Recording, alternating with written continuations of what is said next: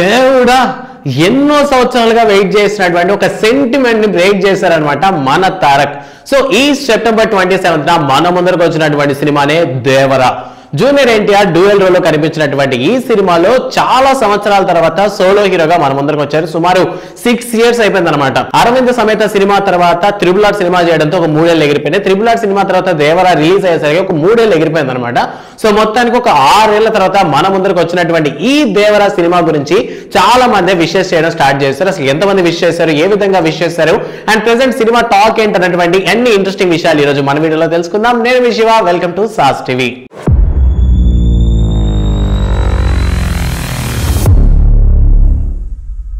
Devara Koratala Siva direction లో Saif Ali Khan villain గా, Janhvi Kapoor first Telugu debuted గా మన ముందరకు వచ్చినటువంటి సినిమా దేవరా.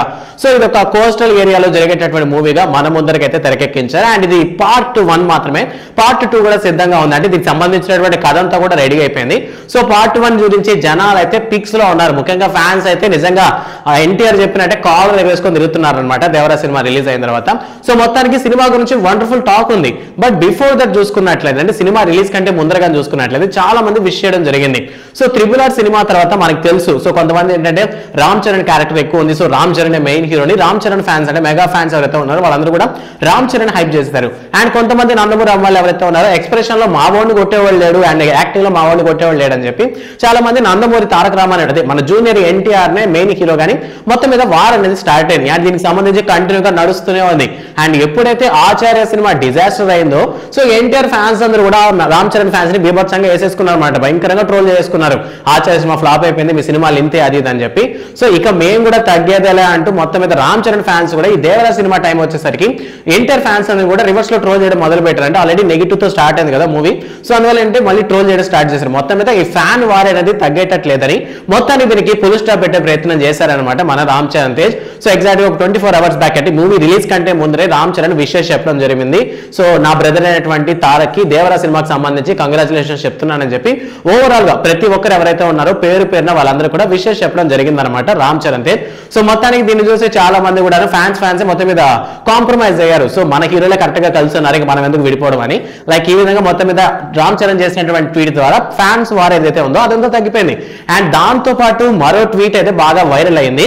అదే మన రాజమౌళి కొడుకు అయినటువంటి Karthikeya tweet. So Karthikeya tweet ఏంటంటే దేవరా గురించి యాజ్ యూజువల్ గా విష్ చేస్తూనే 23 years పట్టింది ఈ మిత్తిని మొత్తం మీద కొట్టడానికి అని చెప్పి. సో ఇంతకు విషయం ఏంటంటే ఇప్పుడు స్టూడెంట్ నెంబర్ 1 సినిమా వచ్చి సుమారు ఒక 23 years అవుతుందన్నమాట.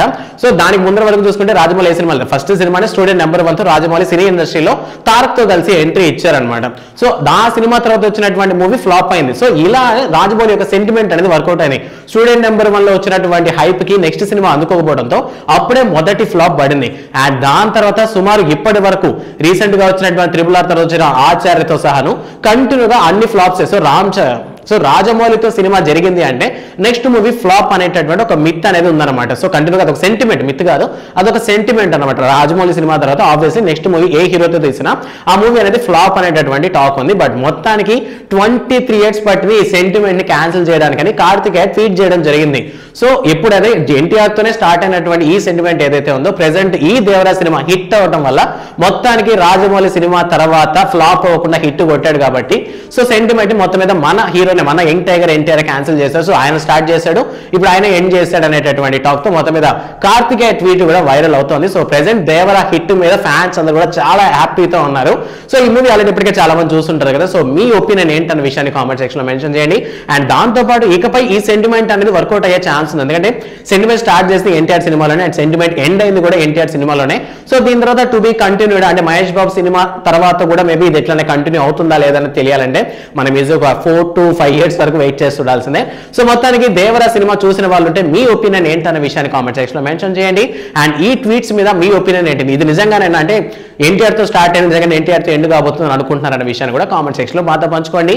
అండ్ మరిన్ని మూవీ అప్డేట్స్ కోసం సాస్ టీవీని సబ్స్క్రైబ్ చేసుకోండి. Thanks for watching.